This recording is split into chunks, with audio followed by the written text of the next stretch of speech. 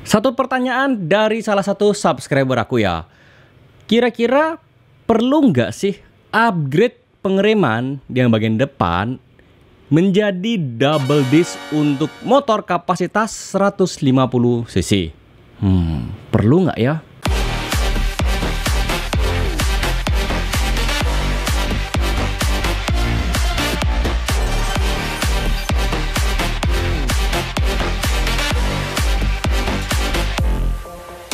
Hai guys, aku Andrea Farens. Jadi kira-kira apakah perlu jadi double disc untuk motor kapasitas 150 cc ya? Aku sudah rangkum jawabannya. Jadi ya ini juga jawabannya lumayan panjang ya, karena ini dari pendapatku sendiri, perspektifku sendiri ya, dan hasil pengalaman juga selama ini. Jadi bakalan cukup panjang dan semoga kalian nontonnya sampai habis. Jadi kita mulai menjawab pertanyaan yang sangat-sangat bagus ini. Menurutku, kalau kalian gunakan double disc untuk kebutuhan kontes, bener-bener perlu banget ya. Karena kalau kalian kontes itu kan pasti mencari nilai tertinggi ya supaya menang. Dan salah satunya adalah upgrade double disc depan ya. Jadinya penilaian itu pasti bakalan lebih tinggi.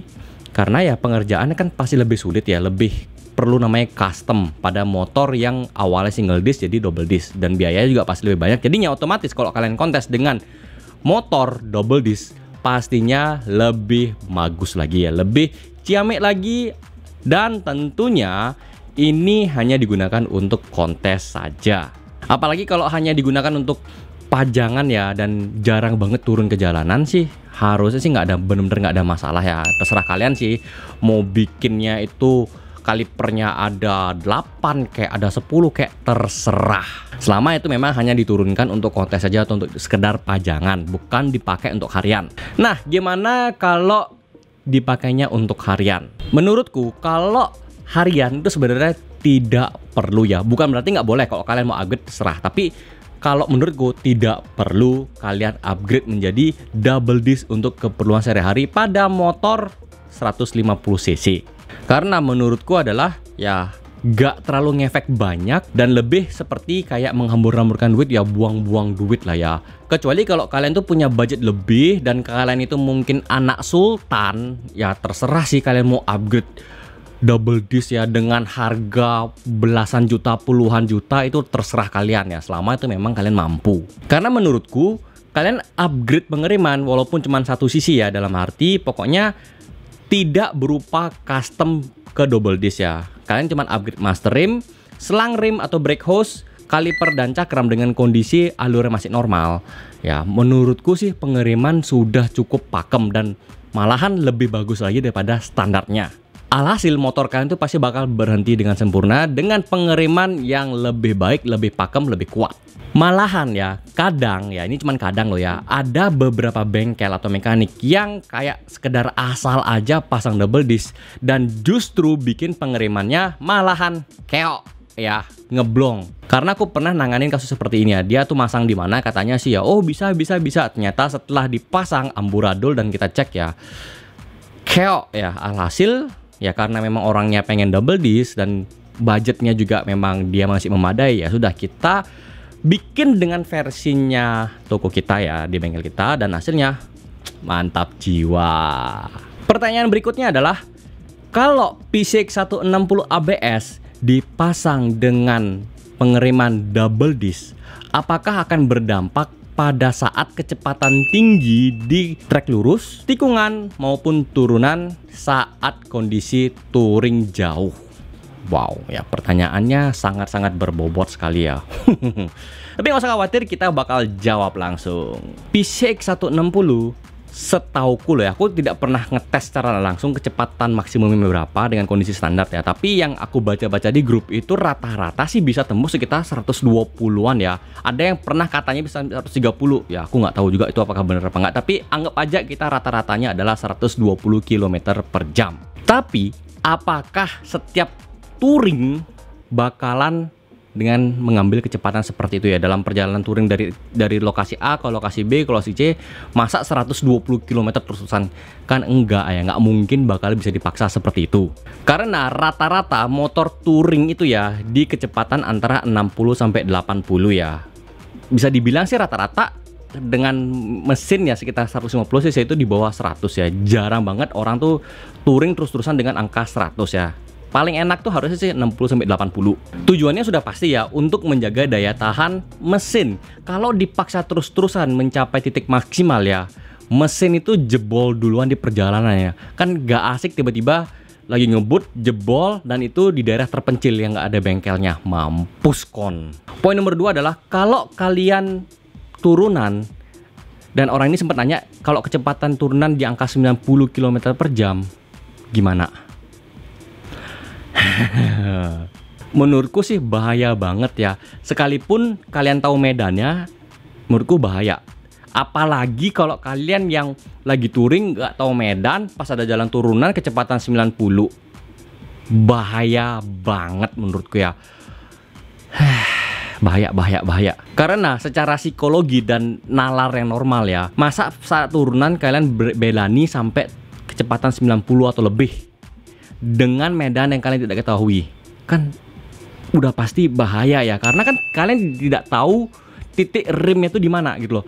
Ya kalau lempeng-lempeng aja. Nah kalau tiba-tiba belok, tiba-tiba ada binatang atau apa gitu, benda asing yang ada di jalan, kan rempong.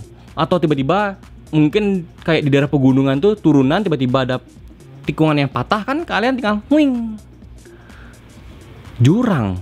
Ya kalau jurang, kalau tebing nabrak, ya sama-sama game over sih intinya. Kalau kalian ngebut pada saat turunan, mau kalian pakai single disc kayak mau pakai double disc kayak, resikonya tuh gede banget ya. Malahan seperti kayak taruhannya nyawa. Karena ya kalau jatuh cuma ngelengsot dread. Kalau sudah yang wing, ya say goodbye lah. Poin nomor 3 adalah gimana kalau pada saat kecepatan tinggi di tikungan? Ya jujur aja sih, sama aja dengan kondisi nomor 2. Kalau kalian tahu medan sih mungkin kalian bakal tahu titik ngerem itu di mana. Misal kalian dari rumah ke tempat kerja, PP pasti tahu dong kondisi jalanan seperti apa, titik ngerem itu di mana, beloknya gimana, sudah tahu. Tapi kalau kalian touring itu kan belum tentu kalian tahu tikungannya itu seperti apa gitu loh. Jadinya ya kalau kalian ngebut dan kalian buta dengan lokasi di sana ya, atau kalian buta map, pertanyaan aku satu, kalian mau hard braking atau late braking gitu? Kan ya nggak asik gitu loh. Ya kalau hard braking atau late braking kalian tuh di titik yang tepat. Kalau nggak tepat, longsor. Pas belok gini baru ngerem, lengsot.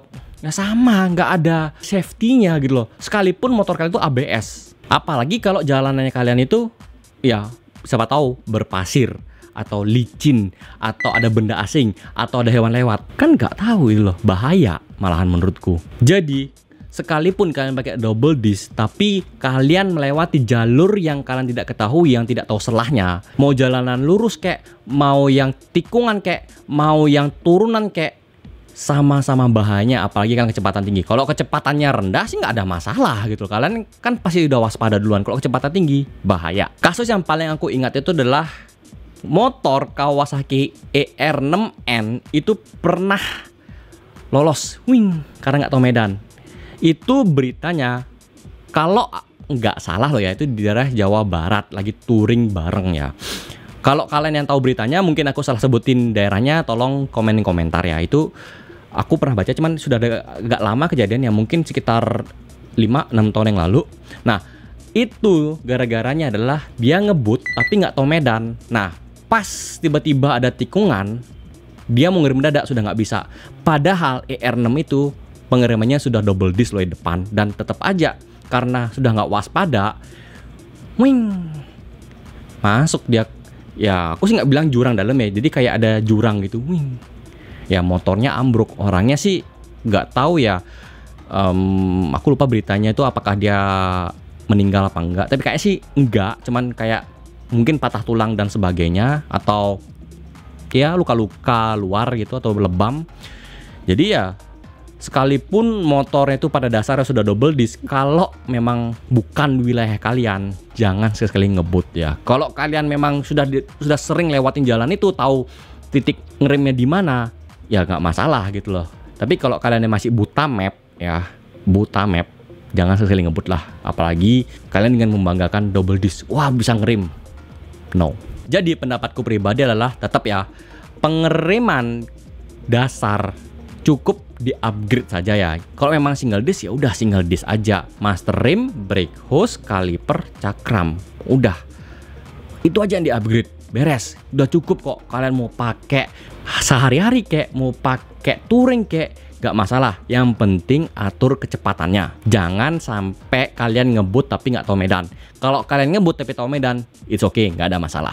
Tapi ngebutnya juga sewajarnya loh ya. Dan mungkin kalian berpikir ya, oh kan ada ABS, masih aman. Ya memang ada keamanan yang lebih meningkat ya menurut aku ya. Tapi ABS itu kan mengurangi rem terkunci. Tapi menurutku ya efeknya bakal sama dengan single disc. Karena kan yang double disc itu sensornya cuma satu. Yang di bagian original, yang satu lagi kan enggak gitu loh. Jadi menurutku sih agak riskan aja gitu loh. Riskan yang aku maksud adalah seperti kejadian yang 3 poin di atas itu. Kalau kalian berpikir dengan ABS itu aman, aku bilang belum tentu ya, karena tergantung faktor di lapangan. Ini contoh aja ya, ini ada kenalanku ya. Ini kejadiannya sih sekitar 2-3 tahun yang lalu lah ya.